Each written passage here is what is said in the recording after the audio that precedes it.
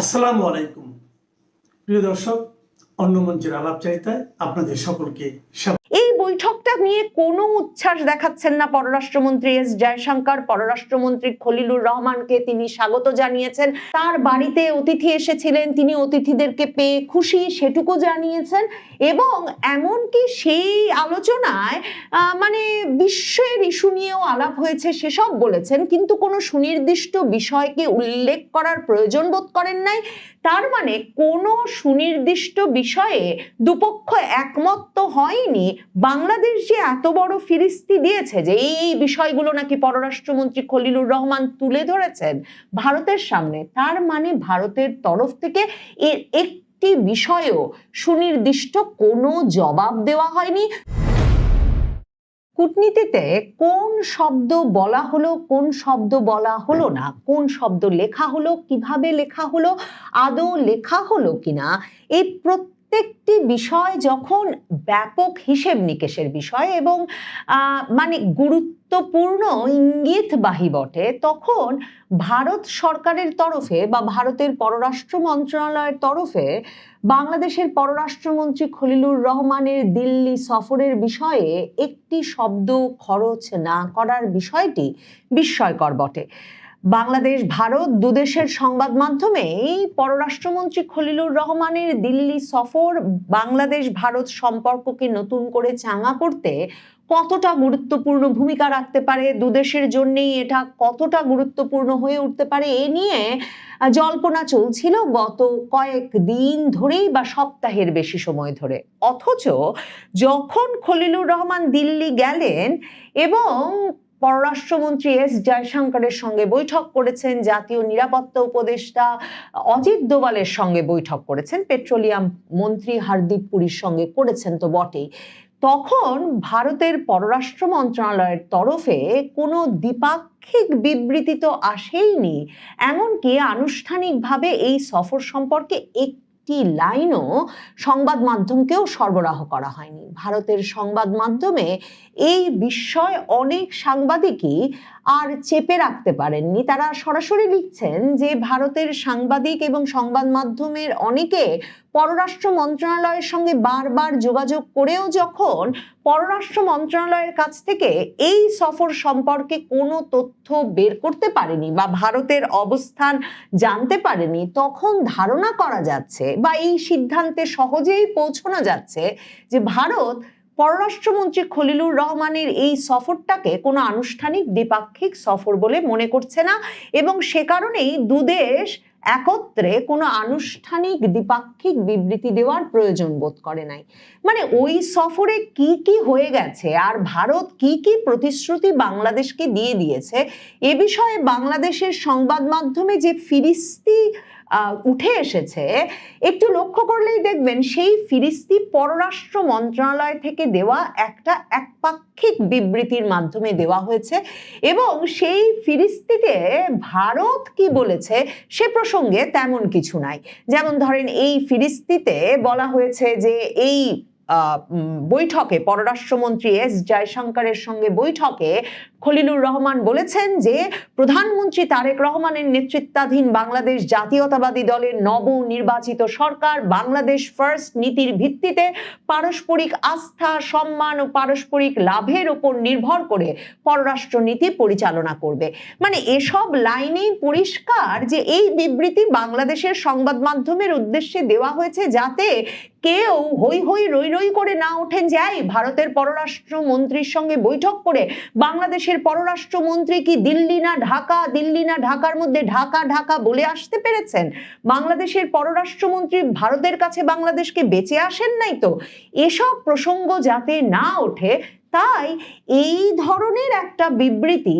বাংলাদেশের পররাষ্ট্র মন্ত্রণালয়ের তরফে বাংলাদেশের সংবাদ মাধ্যমগুলোকে পাঠানো হয়েছে আর বাংলাদেশের সংবাদ মাধ্যমগুলো সেটা হুবহু ছেপেছে। ওই বিবৃতিতে আরো বলা হয়েছে যে পররাষ্ট্রমন্ত্রী খলিলুর রহমান ওসমান হাদির সন্দেহভাজন হত্যাকারীদের গ্রেফতারের জন্য ভারত সরকারকে ধন্যবাদ জানিয়েছেন, এবং বলেছেন যে এটা আবার কোটেশন মার্কের মধ্যে, যে প্রত্যর্পণ চুক্তি অনুযায়ী গ্রেফতার ব্যক্তিদের বাংলাদেশে ফেরত পাঠাতে উভয় পক্ষ একমত হয়েছে। অবশ্যই প্রত্যর্পণ চুক্তি অনুযায়ী তো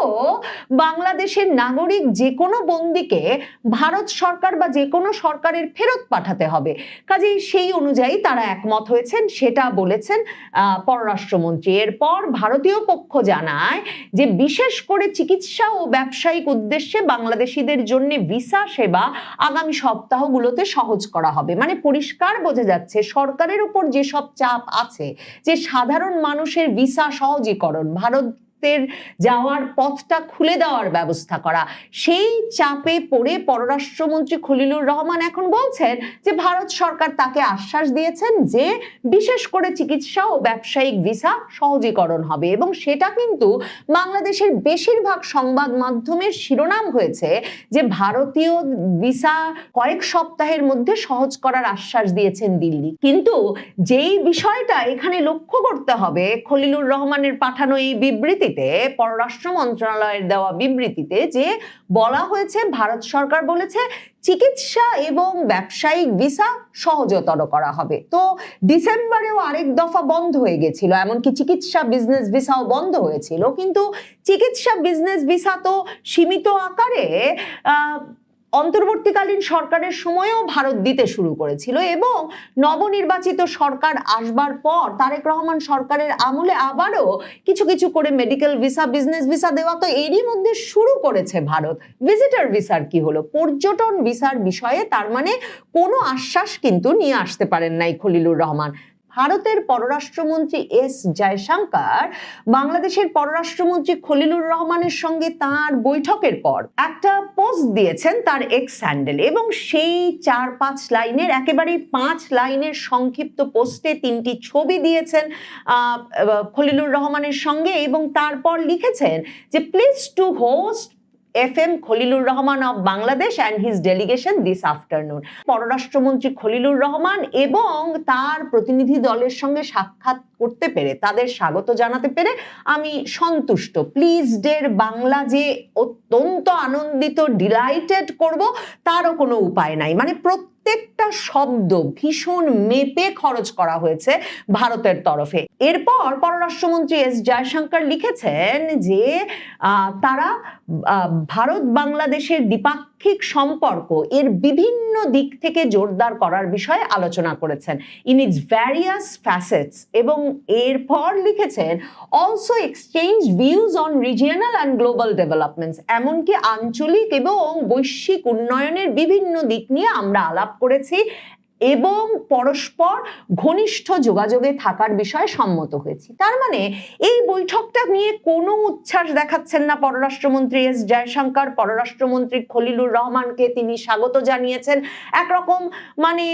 তার বাড়িতে অতিথি এসেছিলেন, তিনি অতিথিদেরকে পেয়ে খুশি সেটুকু জানিয়েছেন, এবং এমনকি সেই আলোচনায়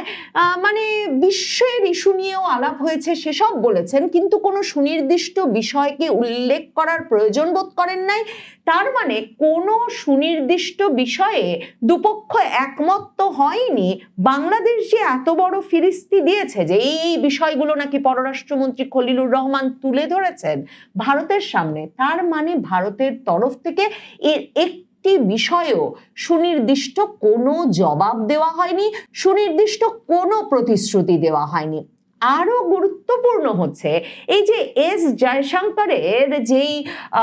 পোস্টটা এক্স হ্যান্ডেলে, সেখানে দেখবেন বাংলাদেশের পররাষ্ট্র মন্ত্রণালয় কিন্তু ট্যাগ করা আছে। মানে আজকালকার যা তরিকা তা অনুযায়ী যেহেতু বাংলাদেশের পররাষ্ট্র মন্ত্রণালয় বিষয়ক পোস্ট, কাজেই ট্যাগ করে দেওয়া আছে বাংলাদেশের পররাষ্ট্র মন্ত্রণালয়কে। কিন্তু বাংলাদেশের পররাষ্ট্র মন্ত্রণালয়ের এক্স হ্যান্ডেলে এরপর যদি ঢোকেন, সেখানে গিয়ে দেখবেন এই যে পররাষ্ট্রমন্ত্রী খলিলুর রহমানের দিল্লি সফর কিংবা পররাষ্ট্রমন্ত্রী খলিলুর রহমানের সঙ্গে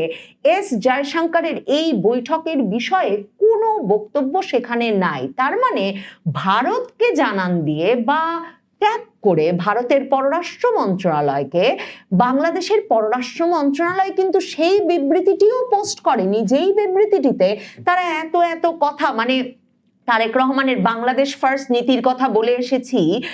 থেকে শুরু করে কোন পত্রিকায় লিখছে সীমান্ত হত্যা বন্ধের কথা বলে এসেছি, কোন পত্রিকায় বলছে শেখ হাসিনাকে ফেরত চাওয়ার কথা বলে এসেছেন, হাসিনা কামালকে ফেরত চায় বাংলাদেশ। এমনকি ধরুন ভারতের আনন্দবাজার পত্রিকা বাংলাদেশের পররাষ্ট্র মন্ত্রণালয়ের বিবৃতির সূত্রে সেই কথা লিখছে, হিন্দু পত্রিকা সেই কথা লিখছে, ইন্ডিয়ান এক্সপ্রেস বাংলাদেশ পররাষ্ট্র মন্ত্রণালয়ের বিবৃতির সূত্রেই এই বৈঠকের কথা বলছে। কিন্তু বাংলাদেশের পররাষ্ট্র মন্ত্রণালয়ও আনুষ্ঠানিকভাবে সেই বিবৃতিটিও কিন্তু প্রকাশ করেনি। তার মানে এই সফরটি কি তাহলে অনানুষ্ঠানিক এবং মূলত খলিলুর রহমানের সঙ্গে আগের যে হিসাব নিকাশ, মানে 2025-এর নভেম্বরে তাকে ভারত নিয়ে গিয়ে, দিল্লি নিয়ে গিয়ে অজিত দোভালের তরফে বাংলাদেশ সম্পর্কে যে উদ্বেগগুলো জানানো হয়েছিল, ভারতের পররাষ্ট্র মন্ত্রণালয়ের বিভিন্ন স্তরের ব্যক্তিবর্গ তারেক রহমান দেশে ফেরার আগে লন্ডনে তারেক রহমানের সঙ্গে যোগাযোগ শুরু করে যেই উদ্বেগগুলো জানিয়েছিলেন, সেগুলোতে তারেক রহমান সরকার কি করছেন সে বিষয়ে প্রশ্ন করার একটা বৈঠকের মতো। কারণ দেখুন, অত্যন্ত গুরুত্বপূর্ণ যে এস জয়শঙ্করের সঙ্গে আনুষ্ঠানিক বৈঠকের পর, মানে যেখানে খলিলুর রহমানের সঙ্গে তারেক রহমানের একান্ত ঘনিষ্ঠ বিশ্বস্ত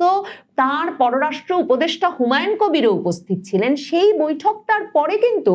এস জয়শঙ্কর আবার পররাষ্ট্রমন্ত্রী খলিলুর রহমানকে আলাদা করে নিয়ে একান্ত বৈঠক করেছেন। মানে দুজনের মধ্যে কি আলাপ হয়েছে? তার মানে কি এটা একটা সবক দানের, মানে ওই যে